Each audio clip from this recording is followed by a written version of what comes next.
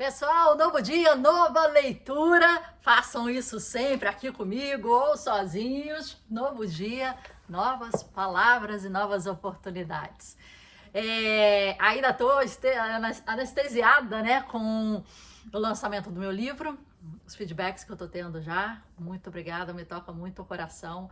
Realmente, não foi um livro, foi um projeto para mim gigantesco. E fiquei feliz de ter conseguido colocar um conteúdo de tanta qualidade, de escrever um livro que eu realmente gostaria de ler.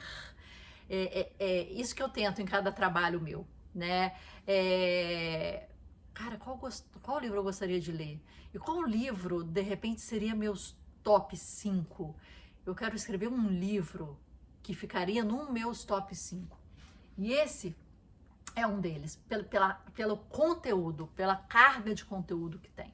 Então, fiquei muito feliz, porque se você quer aprender a ler, tá aqui. Se você quer dica de leitura, tá aqui. Se você quer aprender a fazer uma boa curadoria para deixar de ler livro raso, livro que não vai te impactar no longo prazo, tá aqui. Se você quiser saber como reter o conhecimento, tá aqui. Como fazer anotações inteligentes, tá aqui. Se você quiser saber como aplicar, tá aqui. Se você quiser minha lista de livros, minha lista secreta de livros, tá aqui. Se você quiser várias referências, então, assim, realmente aqui ficou um grande compêndio. Então, muito obrigada. Muito obrigada pelo elogio mais sincero, que é a compra. Né? Ontem virou best-sellers em 3 categorias da Amazon e teve um recorde de venda aí muito bom. Fiquei muito feliz, muito obrigada e vamos seguir a nossa leitura. A gente está lendo esse livrinho aqui, você já sabe, hoje é o nosso 18º encontro aqui, né? 18º? Não, desculpa, 18º, tô louca. A gente está na página 107, a gente vai entrar aqui, olha, nos 5 passos não tão simples assim para aprender quase tudo. Então, que bom que ele colocou não tão simples assim, né? Nada que é fácil é legal. Vamos já colocar isso. Se escrever um livro fosse fácil, se você vê aqueles anúncios, escreva um e-book por dia, né? Já tá tendo regras no Amazon KDP, que é o Kindle Direct Publisher, que eu fiz no e-book, já tem regra da quantidade de livros que você pode publicar. Imagina isso antigamente. Cara, o cara, ok, ia escrever, sei lá, 20 livros na vida, se escrevesse tanto assim quanto aqueles escritores antigamente, né? Hoje em dia as pessoas estão querendo fazer um livro por dia. E isso é absurdo. Isso é absurdo. Isso aqui foram 20 anos de experiência, foram 20 anos de testes, de técnicas testadas, comprovadas, né?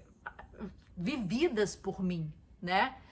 Imagina, um dia eu vou resolver escrever, sei lá, um livro de poesia sem ter um histórico de leitura, sem ter um histórico de saraus de poesia, sem ter um histórico de crítica literária, sem ter um histórico de escrita, rasga a página, joga.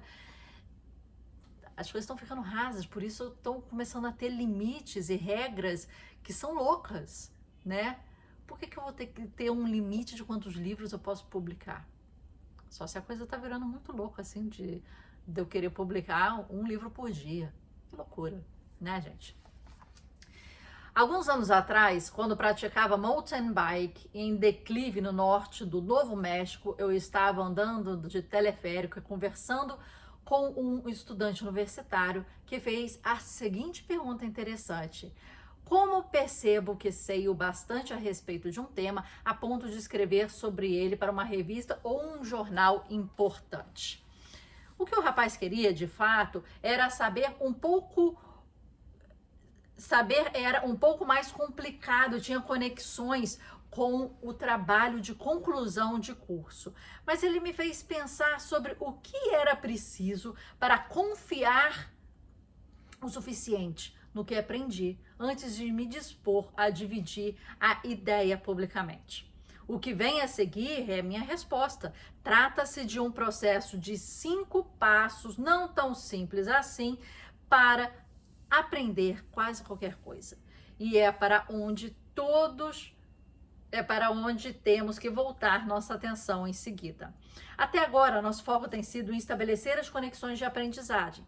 Aqui, nos aprofundamos no processo em si, mais especificamente no processo pelo qual passei antes de me dispor a tornar pública uma ideia sobre um assunto. Eu o desenvolvi ao longo dos meus 30 anos como jornalista, no qual virar um semi-especialista sobre um tema era pré-requisito para conseguir escrever a respeito dele.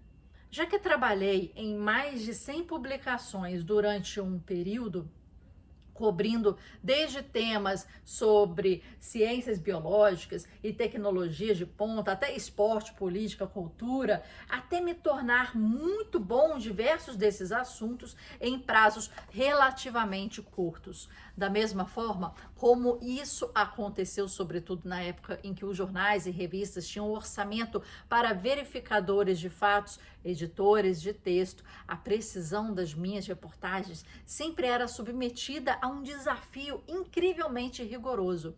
E fazer a coisa certa era um jeito fácil de ser demitido. Como eu precisava comer, tive que aprender a aprender toda e qualquer coisa com precisão e rapidez. Ou então, como Jim Nelson, meu antigo editor do GQ, certa vez explicou: cerca de 1 milhão de pessoas por mês leem essa publicação. Como cobrimos história fora da alçada dos meios da comunicação tradicional, quando escrevemos sobre algo, muitas vezes é a única opinião sobre o assunto de qualquer um de nossos leitores conhecerá. Essa é uma responsabilidade muito séria e é por isso que nos esforçamos ao máximo para nunca errar.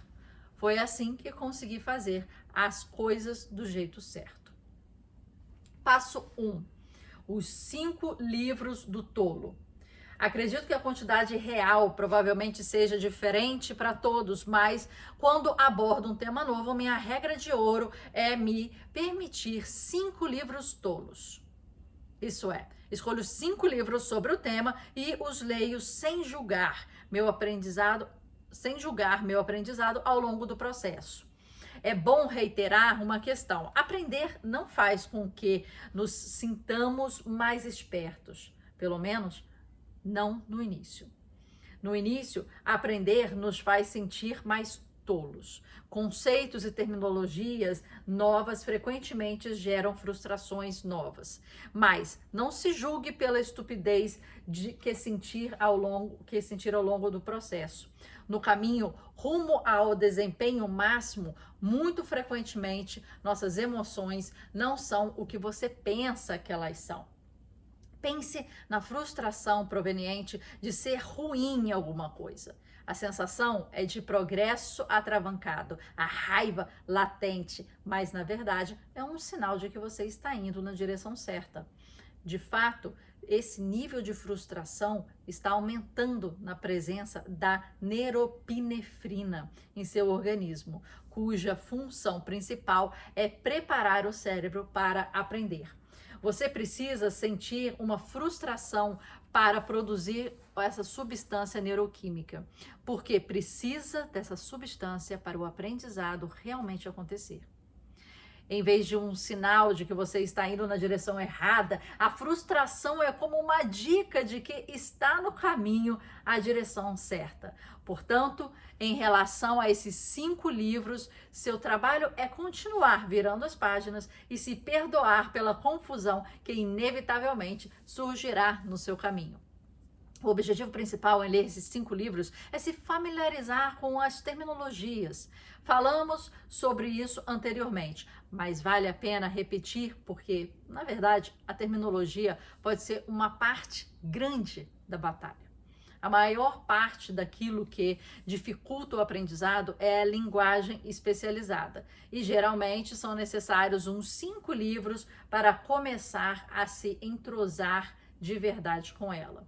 Isso também significa que, em relação aos primeiros 3 livros, muita coisa do que você está lendo não será compreendida por inteiro. Não desista.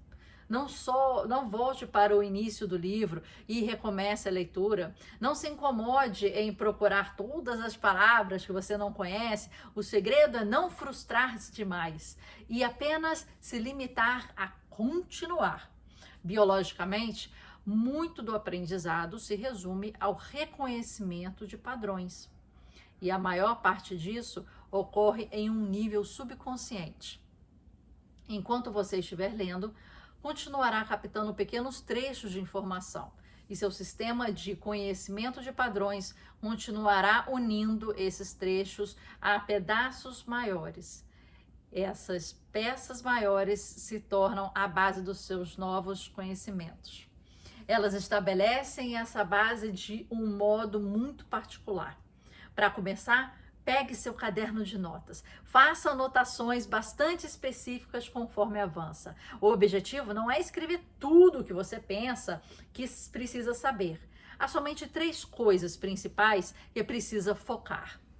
Primeiro, como mencionado anteriormente, faça anotações sobre a narrativa histórica. Isso proporciona ao cérebro um jeito fácil de organizar informações novas e ampliar as taxas de aprendizado. Segundo, então primeiro faça as anotações sobre a narrativa. Segundo, como também já foi discutido, preste atenção à terminologia.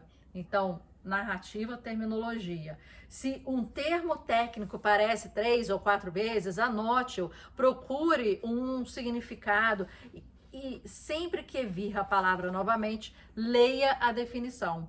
Faça isso até começar a absorver o conhecimento. Terceiro, de maneira mais crítica, sempre anote coisas que o estimulem. Se der de cara com uma citação que dialogue com a sua alma, ela tem que ir para o caderno. Se você se deparar com o fato de que o deixe de queixo caído, guarde-o para mais tarde. Se uma pergunta vier à mente, escreva. Todas as coisas que você acha curiosas são coisas com muita energia. Já tendemos a nos lembrar de tudo que chame a atenção. Isso torna mais fácil lembrar as informações depois. O fato de que ela ter tornado sua atenção e o processo de você tê-la anotado no caderno, geralmente já é suficiente para armazená-la ao longo prazo. Também vale a pena apontar que meu conselho é: não faça anotações no caderno. Essa não é a questão. A questão é definir uma linha de base técnica e depois respeitar sua curiosidade por um assunto, usando coisas que você ache interessantes naturalmente e, portanto, sejam mais facilmente recordáveis, como fundamento estrutural para aprendizados futuros. E não é apenas escolher 5 livros sobre o tema. Há uma ordem no meio do caos. Livro 1. Comece pelo best-seller mais popular que conseguir encontrar sobre o tema. Não importa se ficção ou não ficção, o objetivo é se divertir para valer. O primeiro livro tem menos a ver com o aprendizado de fato e mais com adquirir um pouco mais de familiaridade com o mundo em que você está prestes a entrar e com a ideia básica sobre a linguagem dele. Livro 2. Esse livro também é popular, mas geralmente um pouco mais técnico e um pouco mais amplo. O livro está íntima e diretamente relacionado com o assunto investigado. Mais uma vez, o objetivo principal e o motivo por escolher livros populares é gerar empolgação. Motivado, você precisa dessa empolgação logo no início, já que é isso que estabelece os pilares para o real aprendizado. Posteriormente, conforme desenvolve a sua base de conhecimento, os detalhes de nerd se tornarão muito tentadores. Porém, no início, apenas despertar a imaginação é muito mais importante. Livro 3. Esse é o primeiro livro semitécnico sobre o assunto, ainda inteligível, mas talvez não proporcione um mero virar de páginas. Ele constrói todas as ideias aprendidas nas primeiras 2 obras, reproduzindo uma linguagem mais precisa e com detalhes mais especializados. Também é nesse livro que você começa a visualizar os contornos nebulosos do panorama geral.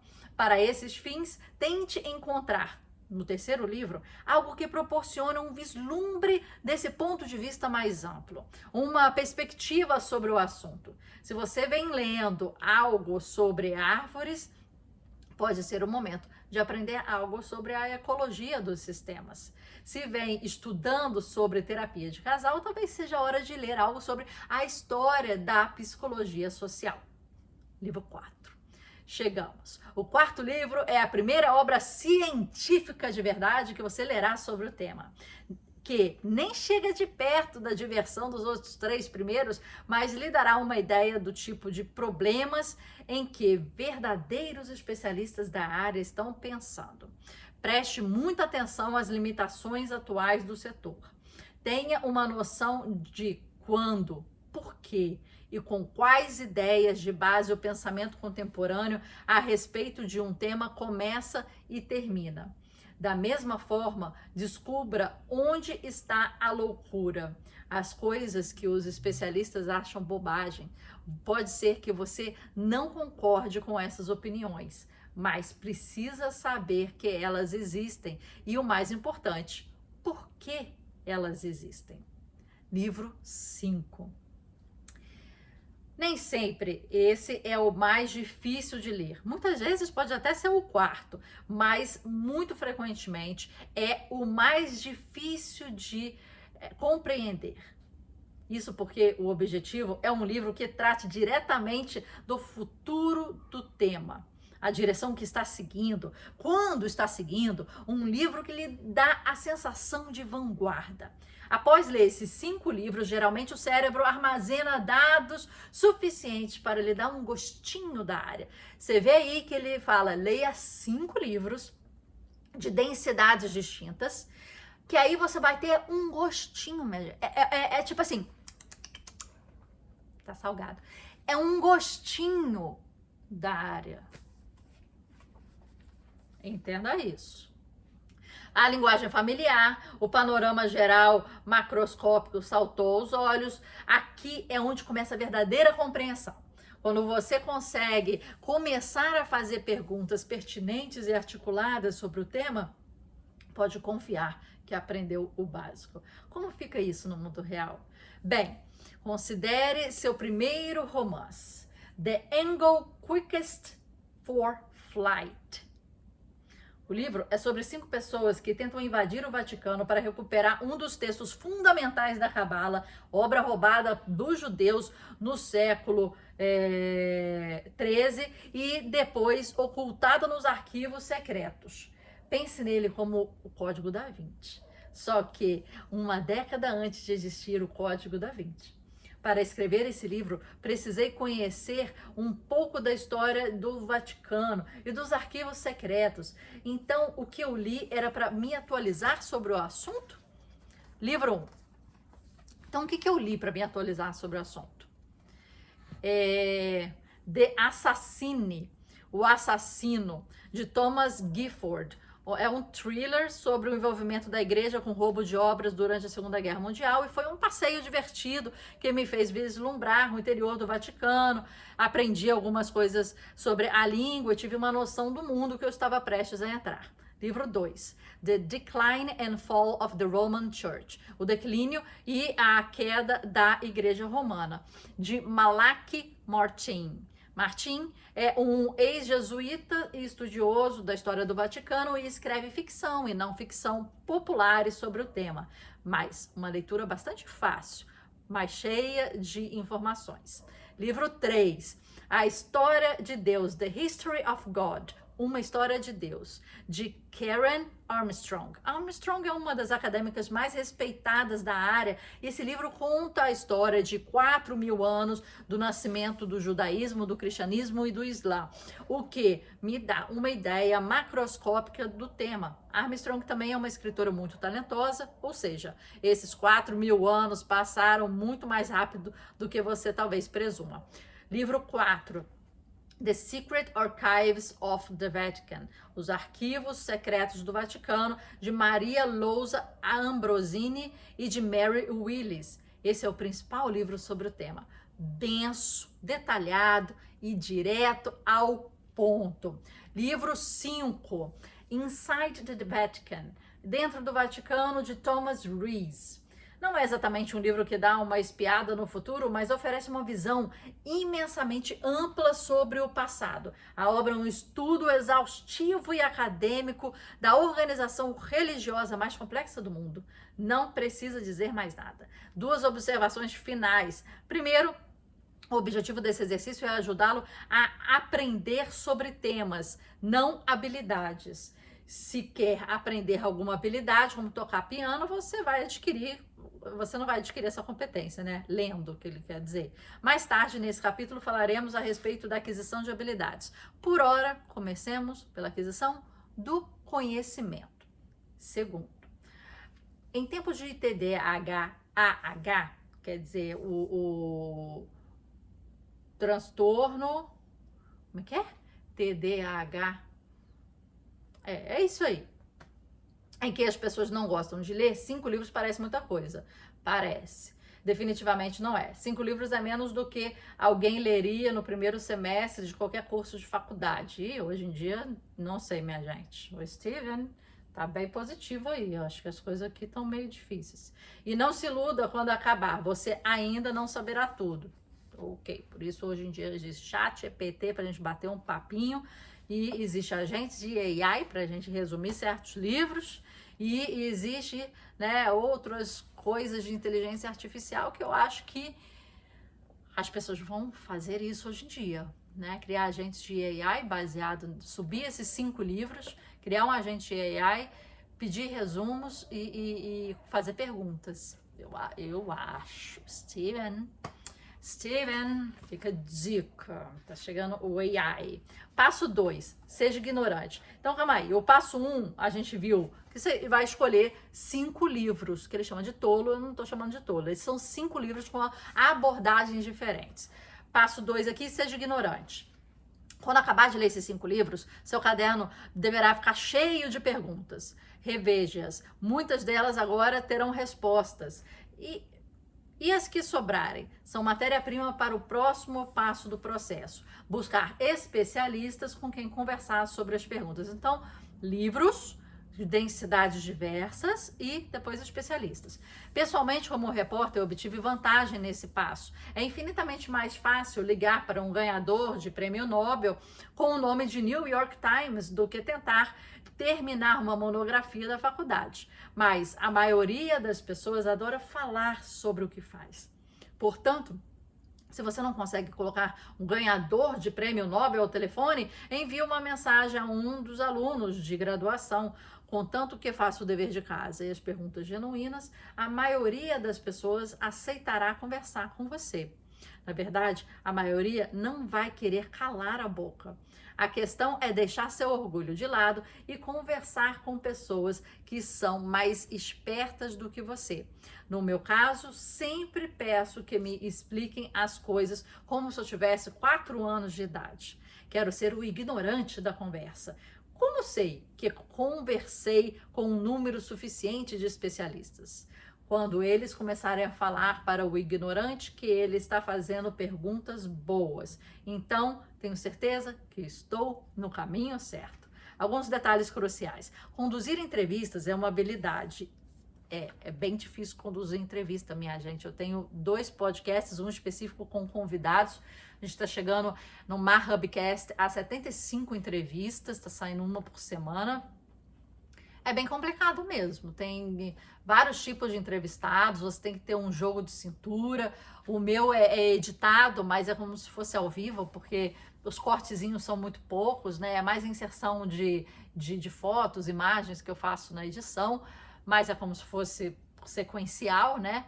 E, e requer uma habilidade muito grande para aquilo ser interessante, não cair em papo chato, né? E puxar o entrevistado. Então, realmente é uma grande habilidade mesmo. O tempo de todas as pessoas é precioso. Não fique falando sem parar sobre si mesmo ou sobre sua pesquisa logo no início da conversa. Elabore uma lista de perguntas com antecedência. Presuma que não terá mais de meia hora de entrevistas e não desperdice nenhum segundo. Nunca peça aos outros algo que você mesmo pode pesquisar. Certifique-se de ter pesquisado antecipadamente por meio de palestras, livros, artigos técnicos. E o mais importante, garanta que as primeiras perguntas demonstrem conhecimento pessoal sobre quem quer que você esteja entrevistando e conhecimento de domínio geral sobre o tema. Então, pergunte. O que você pensa a respeito do debate atual sobre a consciência? Pergunte. No artigo que você escreveu para o Journal of Consciousness Studies, você elaborou um argumento neurobiológico para o panpsiquismo. Quando você começou a pensar nesse problema dessa forma? Essas são algumas perguntas exatas para fazer com que um especialista se sinta à vontade e respeitado.